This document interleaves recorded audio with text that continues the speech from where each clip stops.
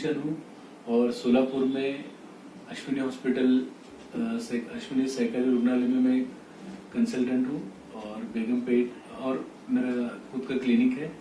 और आज मैं आपको पल्मोनरी आर्टरी हाइपरटेंशन या कॉर्ड के बारे में कुछ जानकारी और उसके बारे में हेल्थ टिप्स देना चाहूँगा। मैं आज आपको पल्मोनरी आर्टरी हाइपरटेंशन या कॉर पल्मोनरी जिसको बोलते हैं उसके बारे में मैं कुछ आपको इन्फॉर्मेशन देना चाहूँगा। पल्मोनरी आर्टरी हाइपरटेंशन या राइट हार्ट प्रेशर या जिसको हम कॉर पल्मोनरी भी कहते हैं, उसका मतलब होता है जिसका राइट हार्ट प्रेशर 25 से ज़्यादा जब वो व्यक्ति एट रेस्ट है, या फिर उसका प्रेशर 30 से ज़्यादा जब वो एक्सरसाइज कर रहे हैं ड्यूरिंग वॉकिंग वगैरह है, तब अगर उसका प्रेशर 30 से ज़्यादा होता है तो हम उसको पल्मोनरी आर्टरी हाइपरटेंशन कहते हैं। पल्मोनरी हाइपरटेंशन होने के बहुत सारी वजह हैं, लेकिन हम ज़्यादा करके पल्मोनरी आर्टरी हाइपरटेंशन तब लेवल करते हैं या कॉर पल्मोनरी जब लेवल करते हैं जब ये हार्ट से रिलेटेड नहीं रहता है, बट जिसके राइट हार्ट के प्रेशर अगर लंग डिसीज की वजह से अगर बढ़ते हैं तो हम उसको पल्मोनरी आर्टरी हाइपरटेंशन या फिर कॉर पल्मोनरी से लेबल करते हैं। अभी फेफड़े की जो बीमारियां जिसमें कॉर पल्मोनरी होता है, सबसे कॉमन होता है सीओपीडी यानी कि जो दमे की बीमारी जो बहुत बार स्मोकर्स में होती है, जो कि यूजुअली हमेशा मेल पेशेंट होते हैं, या फीमेल पेशेंट जिनको बहुत दिनों से चूल्हे पे वगैरह पका रहे हैं, जिनको कोई किसी और वजह से सीओपीडी हो गया, उनमें भी ये कॉर पल्मोनरी डेवलप होता है। उसके साथ साथ ही इंटरस्टिशियल लंग डिसीज नाम की एक बीमारी है जिसमें फेफड़े का आर्किटेक्चर खराब हो जाता है, जिसकी वजह से भी राइट हार्ट प्रेशर बढ़ने लगते हैं। या बहुत दिनों से जिसको फेफड़े में बहुत सारी दूसरी या फिर कुछ ट्यूबरक्लोसिस की वजह से जिसका लंग डिस्ट्रॉयड हो गया है, जिसमें बहुत बड़े बड़े कैविटीज हो गए, जिसमें लंग का जो सरफेस एरिया बहुत कम हो गया है यूजुअली टीबी की वजह से, या फिर और दूसरे जैसे ब्रोंकिएक्टासिस है, ब्रोंकिएक्टासिस की वजह से भी जिसमें राइट हार्ट प्रेशर बढ़ सकता है। इन बीमारियों में बहुत करके हमेशा उनका ऑक्सीजन कॉन्सेंट्रेशन कम रहता है, जिसकी वजह से पल्मोनरी वस्कुलर रेजिस्टेंस या फिर जो फेफड़े में की जो खून की नालियां उसका दबाव ज्यादा रहता है, उसका डायरेक्ट इफेक्ट राइट हार्ट पे पड़ता है, जिसकी वजह से राइट हार्ट बड़ा होने लगता है। उसके बाद उसके साथ साथ उसके प्रेशर भी बढ़ने लगते हैं। ये हो गया कि एग्जैक्टली पल्मोनरी आर्टरी हाइपरटेंशन होता क्या है। अभी पल्मोनरी हाइपरटेंशन रोकने के लिए करना क्या है। पल्मोनरी आर्टरी हाइपरटेंशन रोकने के लिए सबसे पहले तो हमें जो भी हमारी एग्जिस्टिंग लंग डिसीजेस है उसको कंट्रोल में रखना है, जिससे कि सीओपीडी है। अगर सीओपीडी में बार बार अगर एक्सरबेशन होता है, जितने बार भी एक्सरबेशन होगा उतने बार हमारी लंग कैपेसिटी कम होती जाएगी। उसी तरह से इंटरस्टिशियल लंग डिसीज है, ब्रोंकिएक्टासिस है, अस्थमा है, या फिर किसी को क्रॉनिक थ्रोम्बोएम्बोलिक डिसऑर्डर बोलते हैं, जिसमें छोटे छोटे ब्लड क्लॉट्स खून अपने फेफड़े की खून की नालियों में जमा हो जाते हैं, जिसकी वजह से भी राइट हार्ट प्रेशर बढ़ता है। तो अगर जिसको पल्मोनरी आर्टरी हाइपरटेंशन है तो उनको अपने प्री एग्जिस्टिंग लंग डिसीज को कंट्रोल में रखना है और यूजुअली नॉर्मली एक्सरसाइज करना है। एक्सरसाइज कब करना है? डॉक्टर की सलाह लेने के बाद। अगर आपका ऑक्सीजन बहुत ज़्यादा कम रहता है, 90 के नीचे रहता है, तो आपको यूजुअली ज़्यादा एक्सरसाइज करने की ज़रूरत नहीं है। आपको ज़्यादा से ज़्यादा टाइम रेस्ट करने की ज़रूरत है। एट द सेम टाइम अगर डॉक्टर ने आपको घर पे ऑक्सीजन लेने की सलाह दी है तो आपको एट द सेम टाइम घर पे भी ऑक्सीजन लेना चाहिए। और कम से कम हम कहते हैं कि कम से कम 15 से 17 घंटे ऑक्सीजन लेना चाहिए।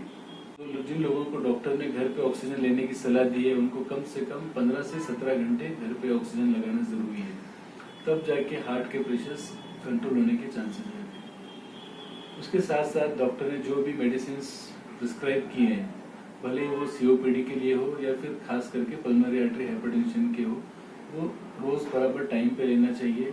और उसके साथ साथ उसके अलावा जो प्रिकॉशंस लेने के लिए कहा है, जैसे कि नमक कम इस्तेमाल करना चाहिए और यूजुअली एक्सरसाइज वगैरह अवॉइड करना चाहिए उनको, हेल्दी फूड खाना चाहिए, ज़्यादा एंटीऑक्सीडेंट्स कंटेनिंग फ्रूट्स लेना चाहिए, और जो भी ब्रोंकोडायलेटर्स या फिर जो फेफड़े की बीमारी के लिए जो मेडिसिन चल रहे हैं, जैसे कि इंटरस्टिशियल लंग डिसीज में हम परफेनाडोन या फिर दूसरे और ब्रोंकोडायलेटर्स या फिर एंटी इन्फ्लामेटरी ड्रग्स या एंटीऑक्सीडेंट रहते हैं, वो सब टाइम टू टाइम लेना चाहिए। इसको जैसे कि मैंने कहा कि ये pulmonary artery hypertension pre existing lung diseases में कॉमन है। तो प्री एग्जिस्टिंग लंग डिसीज के जो पेशेंट है जैसे asthma, COPD, bronchiectasis, interstitial lung disease, वो पेशेंट को जरूरी है कि वो अपना वैक्सीनेशन कराए ईयरली, जैसे कि इन्फ्लुएंजा वैक्सीन, निमोकोकल वैक्सीन। उसके साथ साथ अगर कुछ और वैक्सीन कुछ लेना चाहते हैं वो तो ले सकते हैं, क्योंकि इसकी वजह से उनके एक्सरसर्वेशंस कम हो जाएंगे, जिसकी वजह से इनडायरेक्टली उनकी लंग कैपेसिटी मेंटेन रहेगी। लंग कैपेसिटी मेंटेन रहेगी तो उनके राइट हार्ट प्रेशर या पल्मोनरी जो प्रेशर्स है वो भी नॉर्मल रहेंगे। उसके साथ साथ जब भी वो एक्सरसर्वेशन में जाएंगे तो इमीडिएटली ट्रीटमेंट स्टार्ट करें, घर पे टाइम वेस्ट ना करें। कुछ भी उन्हें उनके लंग डिसीज के रिलेटेड कुछ बीमारी कम ज़्यादा होती है तो इमीडिएटली डॉक्टर की सलाह ले, और उसके साथ साथ उनका ट्रीटमेंट स्टेप अप या जो भी स्टेप डाउन डॉक्टर की सलाह से करें। उसके साथ साथ ऐसे पेशेंट्स, अगर वो पेशेंट फीमेल है तो इसमें प्रेगनेंसी लेके इस पल्मोनरी आर्टरी हाइपरटेंशन में प्रेगनेंसी के साथ 9 महीने निकालना बहुत डेंजरस हो सकता है। जब भी अगर कंसीव होना है तो डॉक्टर की सलाह ले, सबसे पहले गायनेकोलॉजिस्ट एज वेल एज जो भी आपके फिजिशियन या चेस्ट फिजिशियन या कोई भी कार्डियोलॉजिस्ट जिनके अंडर आप ट्रीटमेंट ले रहे हैं उनकी सलाह लेकर ही आप कंसीव होना चाहिए, या फिर आप बेस्ट है कि आप कॉन्ट्रासेप्शन इस्तेमाल करें। और बहुत बार ऐसे पेशेंट इमोशनली लायबल रहते हैं, बहुत डिप्रेस रहते हैं, क्योंकि घर से ज़्यादा मूव नहीं कर पाते, घर पे एक जगह पे बैठना पड़ता है, घर पे एक जगह पे एक बेड पे रहना पड़ता है, क्योंकि थोड़ी भी मोमेंट पे उनको ब्रेथलेसनेस होता है। तो ऐसे पेशेंट को बहुत ज़्यादा इमोशनल सपोर्ट की ज़रूरत पड़ती है। तो घर के लोग जितना पेशेंट को सपोर्ट करेंगे उतना पेशेंट अच्छा होने के चांसेस बढ़ जाते हैं, क्योंकि पेशेंट बहुत बार घर पे रहते हैं तो उन्हें लगता है कि मैं कुछ नहीं कर रहा हूँ और मेरे पे बहुत खर्चा हो रहा है, तो वो बहुत इमोशनली डिस्टर्ब रहते हैं और डिप्रेस हो जाते हैं। तो उन्हें इमोशनल सपोर्ट की बहुत ज़्यादा ज़रूरत है। और जहाँ तक पर्सनल लेवल पे पेशेंट को क्या क्या करना चाहिए, पर्सनली लेवल पे पेशेंट को चाहिए कि वो अपनी लाइफस्टाइल मॉडिफिकेशन करता रहे, बहुत ज़्यादा वेट गेन ना करे, इसलिए बैलेंस डाइट खाए, मिनिमल एक्सरसाइज जो उसका वेट मेंटेन रखने के लिए ज़रूरी है वो एक्सरसाइज किया करे। अल्कोहल, स्मोकिंग, टोबैको, जो भी बैड हैबिट्स है या फिर जो इस कंडीशन को बढ़ा सकती है या प्रॉब्लम में ला सकती है वो चीज़ें अवॉइड करें। स्लीपिंग पिल्स भी ज़्यादा करके अवॉइड करें। अगर कोई साइकेट्रिस्ट से कोई फिजिशियन उनको की राय से अगर वो लेते हैं तो उसमें कोई हर्ज नहीं है, लेकिन ज़्यादा करके वो चीज़ें भी अवॉइड करें और डेली मिनिमम एक्सरसाइज किया करें और कैफीन कंटेनिंग फूड्स। ओके, घर में कोई भी हेवी काम या हेवी ऑब्जेक्ट्स उठाने के लिए कोशिश न करें। जितना हो सके मामूली से मामूली काम घर का आप करते रहें। हेवी ऑब्जेक्ट्स उठाना है, हेवी वर्क करना, ये डेंजरस हो सकता है। अगर आप ट्रैवल कर रहे हैं तो ट्रैवल करते वक्त अगर आप एयर ट्रैवल कर रहे हैं, मैं खासकर एयर ट्रैवल का कहूँगा, एयर ट्रैवल अगर कर रहे हैं तो आपको पहले अथॉरिटीज से परमिशन लेना चाहिए और अथॉरिटीज को इन्फॉर्म करना चाहिए कि आप एक पल्मोनरी आर्टरी हाइपरटेंशन के पेशेंट है, क्योंकि आपका ऑक्सीजन लेवल जब आप 8000 फीट के ऊपर अगर आप जाएंगे तो आपका ऑक्सीजन लेवल कम हो जाएगा। तब आपको कैबिन में ड्यूरिंग फ्लाइट आपको ऑक्सीजन की जरूरत पड़ सकती है। तो इसलिए आपको चाहिए कि अगर आप एयर ट्रैवल कर रहे हैं तो आपको एयर ट्रैवल के वक्त अथॉरिटीज को इन्फॉर्म करके आपके लिए ऑक्सीजन का इंतजाम फ्लाइट में करें। उसके साथ ही साथ अगर आप हाई एल्टीट्यूड जैसे एरिया पे जा रहे हैं, जैसे कोई हिल स्टेशन पे जा रहे हैं, तब भी आप ज़्यादा करके अवॉइड करें। अगर जा रहे हैं तो वहाँ पे भी ऑक्सीजन का इंतजाम करें।